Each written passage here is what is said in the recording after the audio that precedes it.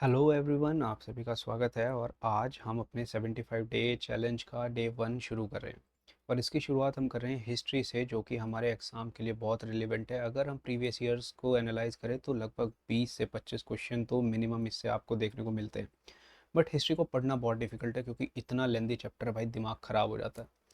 तो आज इसी को ही सिंप्लीफाई करेंगे और हम शुरुआत कर रहे हैं प्री हिस्ट्री से। तो अब हमने इसको प्री हिस्ट्री क्यों बोला है, ये भी समझेंगे। प्री हिस्ट्री में क्या आता है वो भी समझेंगे, और फालतू का ज्ञान देंगे नहीं, एकदम पिन पॉइंट बात करेंगे, ताकि एग्जाम में जाके क्वेश्चन करें, ज्ञान ना बांटे। तो चलो शुरू करते हैं बिना किसी देरी के। शुरुआत हम अपनी प्री हिस्ट्री की करते हैं कि भाई हमने हिस्ट्री को प्री हिस्ट्री बोला तो बोला क्यों। तो देखो, हिस्ट्री को हम 3 हिस्सों में बांटते हैं।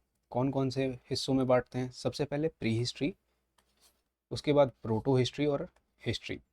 क्योंकि हिस्ट्री को पढ़ने के हमारे पास कई तरीके होते हैं, जैसे कि archaeological evidences, written evidences, numismatics यानी कि कॉइन्स, और भी बहुत सारे तरीके होते हैं। तो जहाँ पे ये रिटन एविडेंस पूरी तरह से एब्सेंट होते हैं, क्या होते हैं? एब्सेंट होते हैं, यानी प्रेजेंट ही नहीं है, तो उसको हम क्या बोलते हैं? Pre history. वहाँ पे हम रिलाई करते हैं पूरी तरह से आर्कियोलॉजिकल एविडेंसेस पे या फिर अदर एविडेंसेस पे। प्रोटो हिस्ट्री की बात करें तो ये एब्सेंट नहीं होते, होते तो हैं प्रेजेंट, बट हम इसको पढ़ने में होते हैं असमर्थ। We are unable to understand कि भाई आखिर वो लिख के क्या चले गए।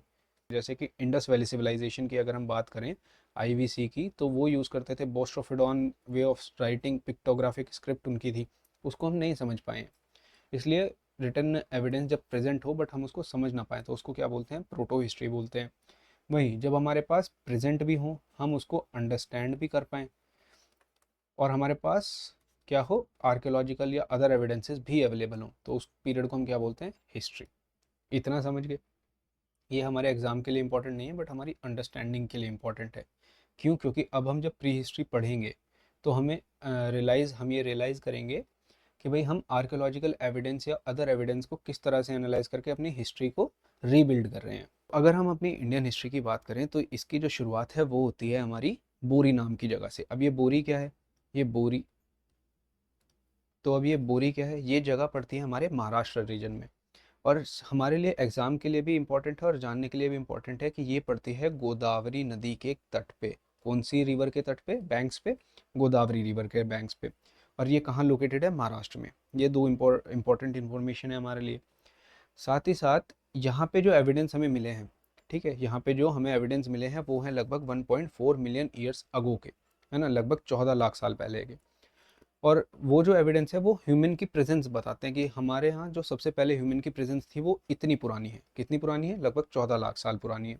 बट जो सबसे ओल्डेस्ट एविडेंस हमें ह्यूमंस के मिले हैं, होमोसेपियंस के मिले हैं, वो मिले हैं अफ्रीका से, जो कि लगभग 2 मिलियन यानी कि 20 लाख साल पुराने हैं। तो यानी कि ह्यूमन का जो हिस्ट्री है वो लगभग इंडिया में 14 लाख और ओवरऑल वर्ल्ड में 20 लाख साल पुराने से शुरू होती है। और उसी हिस्ट्री को अब हमने पढ़ना है। तो हमने उसको पढ़ने के लिए क्या किया? उसको और डिवाइड कर लिया, सब डिवाइड कर लिया, और फिर सब डिवीजन को फर्दर सब डिवाइड कर लिया। कैसे किया? अब उसको समझते हैं। तो हमने हिस्ट्री को सबसे पहले डिवाइड किया किस में? पेलियोलिथिक, मीजोलिथिक और नियोलिथिक में। अब भाई ये 3 वर्ड क्या हैं? अब पहले इनको समझते हैं। अजीब से वर्ड लग रहे हैं बड़े। तो देखो, पेलियो मतलब होता है ओल्ड, और लिथिक मीन्स होता है स्टोन। तो जो ओल्ड स्टोन एज है उसको हम क्या बोलते हैं? पेलियोलिथिक। जो ओल्ड स्टोन एज है उसको हम क्या बोलते हैं? पेलियोलिथिक, जो कि लगभग 5 लाख साल से लेके 10,000 साल पुराने तक चलता है। कहाँ से चलता है? लगभग 5 लाख साल पुराने से लेके 10,000 साल पहले तक ये चलता है। अब ये बीसी और एडी तो आपने पता ही होगा कि भाई बिफोर कॉमन एरा, और एनो डोमिनियम इसको बोलते हैं। और ये जो पीरियड है इसको भी हम वैसे तो फर्दर डिवाइड करते हैं लोअर, मिडिल और अपर में, बट वो हमारे लिए इम्पोर्टेंट नहीं है, हमें सिर्फ इम्पोर्टेंट ही बात पढ़नी है। अब ये जो पीरियड है 5 लाख ईयर टू 10,000 BCE वाला पीरियड है, ये है प्लीस्टोसीन एरा। अब प्लीस्टोसीन क्या है? ये जियोलॉजिकल टाइम स्केल है। ज्योग्राफी में हम स्टार्टिंग के फर्स्ट लेक्चर में पढ़ेंगे ये भी।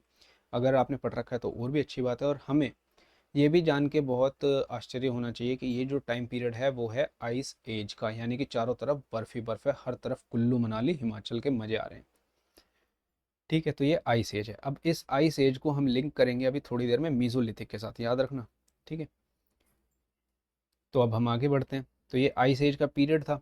अब इसके जो एविडेंस थे, इसकी जो साइट्स थी वो हमारे इंडिया में काफ़ी सारी जगह मिलती हैं, बट जो सबसे पहली जो जगह थी वो ढूंढी रॉबर्ट ब्रूस फुट ने। तो हमने ये याद रखना है कि रॉबर्ट ब्रूस फुट जो थे उन्होंने इंडिया में सबसे पहली पेलियोलिथिक साइट फाइंड की थी। अब उस टाइम के जो लोग थे वो क्या करते थे भाई, स्टोन लिया, स्टोन को पत्थर से बांधा, उसको ना पॉलिश किया ना ब्रेक किया, बस स्टोन लिया, पत्थर से बांधा और हथियार तैयार, लड़ाई के लिए रेडी। उन इसीलिए उनको क्या बोला जाता है, हंटर और गैदरर्स बोला जाता है। उस टाइम के जो लोग थे उनको क्या बोला जाता है, हंटर्स और गैदरर्स बोला जाता है। साथ ही साथ उनको बोला जाता है क्वार्टजाइट मैन। अब ये क्वार्टजाइट मैन क्यों बोला जाता है, क्योंकि उनके जो टूल्स थे वो किससे बने हुए थे, वो क्वार्टजाइट नामक पत्थर से बने हुए थे। अब ये किस टाइप का रॉक होता है, अगेन ज्योग्राफी में हम पढ़ेंगे। ठीक है, रॉक साइकिल याद रखना, अगर पढ़िए तो और भी अच्छी बात है। ठीक है, तो वापस आ जाते हैं अपनी हिस्ट्री पे, ज़्यादा ज्योग्राफी अभी नहीं पढ़ते वरना कंफ्यूज रहेंगे। तो जैसा कि हमने बात की, फिर हम पेलोलिथिक को भी फर्दर डिवाइड करते हैं लोअर, मिडिल और अपर में, जो हमने नहीं पढ़ना है, बट हमने क्या पढ़ना है, यहाँ की साइट्स पढ़नी है।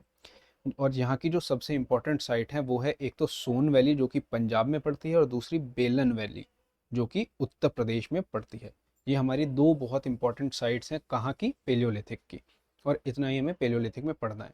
इसके बाद हम मूव करेंगे मीसोलिथिक में। अब क्या हुआ, आइस एज चल रहा था, याद है अभी बताया था। आइस एज जब चल रहा था, आइस एज के बाद क्या हुआ, टेम्परेचर धीरे धीरे गर्म होना शुरू हो गया। अब गर्म होना शुरू हुआ तो बर्फ पिघली तो ग्रासलैंड्स हमारे बनने शुरू हो गए। अब ग्रासलैंड बने, ग्रास है तो ग्रास खाने वाले भी होंगे, यानी कि हर्बीवोरस एनिमल। और हमें पता है हर्बीवोरस एनिमल जो है उनको डोमेस्टिकेट किया जा सकता है। और यहीं से एक बहुत ही इंपॉर्टेंट फीचर जो मीजोलिथिक एरा को डिफाइन करता है वो क्या है, डोमेस्टिकेशन। अब ये डोमेस्टिकेशन कहाँ सबसे पहले हमें देखने को मिला, वो साइट्स हमारे लिए बहुत इंपॉर्टेंट है। इसलिए कहता हूँ कि भाई लिंक करके पढ़ते हैं ना, तो हमें पता होता है कि एग्जाम के लिए क्या रिलेवेंट है और क्या रिलेवेंट नहीं है। तो डोमेस्टिकेशन की बात करें तो हमें दो साइट देखने को मिलते हैं, कि आदमगढ़ और दूसरा है बागोर। और ये कहाँ है वो भी हमें याद रखना है, कि बागोर जो है वो राजस्थान में देखने को मिलती है, वही आदमगढ़ जो है वो हमें एमपी में देखने को मिलती है। और एमपी हमारी हिस्ट्री के परस्पेक्टिव से बहुत इंपॉर्टेंट है। क्यों, क्योंकि जो दूसरा फीचर है मीजोलिथिक का ही, वो है हमारा क्या, पेंटिंग्स। यहाँ पे हमने पेंट करना शुरू किया, मोनालिसा नहीं बनाई, बट हमने जो अभी हम आगे जाके देखेंगे भी, एक वर्ली पेंटिंग होती है जिसमें हम स्टिक स्टिक वाला गेम खेला है ना, स्टिक 3D स्टिक 2D वाला जो गेम होता है, कुछ उस तरह की पेंटिंग बनाते थे। और उसके थीम्स क्या होते थे भाई, गैदरिंग, जो हम लोकल गैदरिंग कर रहे हैं, डांस करते हुए दिखा रहे हैं, आग जलाते हुए दिखा रहे हैं, बहुत ही बेसिक पेंटिंग्स थी। तो ये मेंस के परस्पेक्टिव से इंपॉर्टेंट हो जाता है, बट अभी प्रीलिम्स का पढ़ रहे हैं। और ये पेंटिंग्स जो हैं ये भी हमें सबसे पहले कहाँ देखने को मिलती हैं, एमपी के भीमबेटका वाली जगह में। यानी एमपी में मीसोलिथिक की दो साइट्स इंपॉर्टेंट है। कौन कौन सी, एक है हमारी आदमगढ़ और दूसरी है भीमबेटका।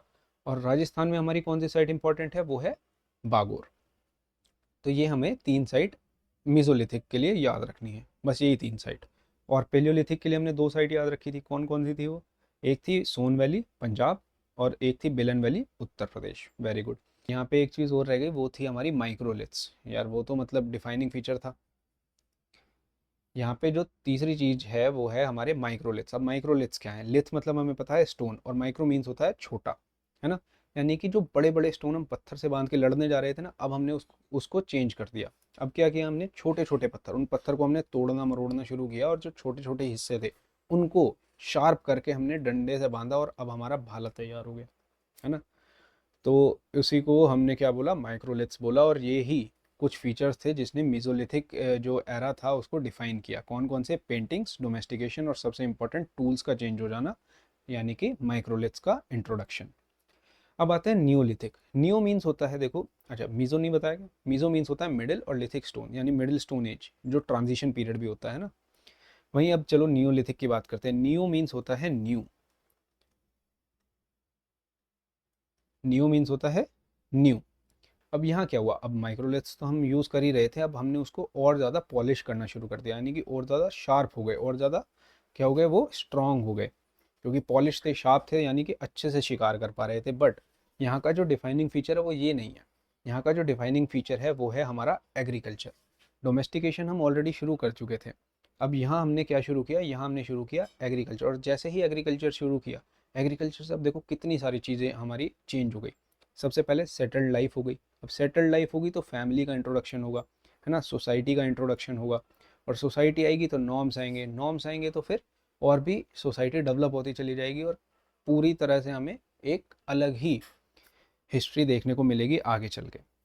यानी कि एक छोटा सा फीचर हमारी पूरी हिस्ट्री बदल देता है जब हम क्या करते हैं, एग्रीकल्चर की शुरुआत करते हैं। साथ ही साथ यहाँ पे हमने पॉटरी भी बनाना शुरू किया कि भाई एग्रीकल्चर कर रहे हैं, गेहूँ उगा रहे हैं। अब ऐसा तो है नहीं गेहूँ उगाए और बाहर रख दिए, आजकल रख देते हैं हम अपने फूड कॉरपोरेशन ऑफ इंडिया में, बट उस टाइम पे थोड़े मतलब नहीं रखते थे। चलो ज़्यादा डिस्कशन नहीं करते इसमें।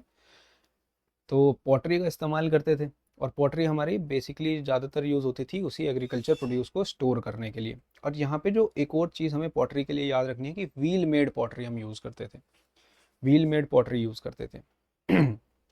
तो ये भी हमें याद रखना है। पेंटिंग हमारी ऑलरेडी हम डिस्कस कर चुके हैं, मीसोलिथिक पीरियड में ही शुरू हो चुकी थी।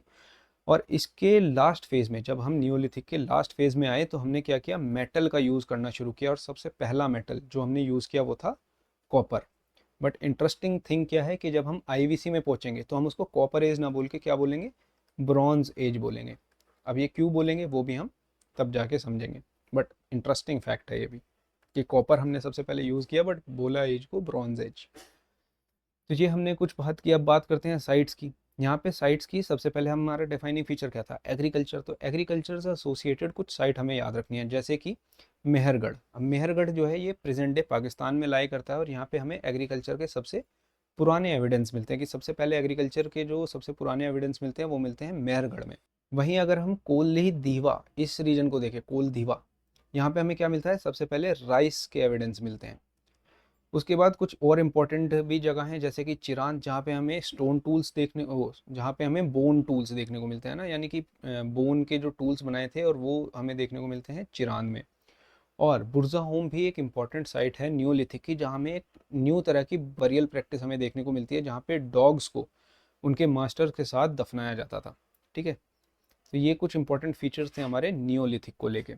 तो इतना ही हमें पढ़ना था अबाउट द स्टोन एजेस। हमें साइट्स हमने पढ़ी, हमने पढ़ा कि किस पीरियड से कौन सा इंपॉर्टेंट फीचर एसोसिएट करता है, और इससे ज़्यादा हमें हमारे एग्ज़ाम के लिए रिक्वायर्ड नहीं है। So this is all for this video. मिलते हैं in the next video in our 75 day challenge. Keep studying hard. Thank you, and if you like the video you can subscribe to this channel.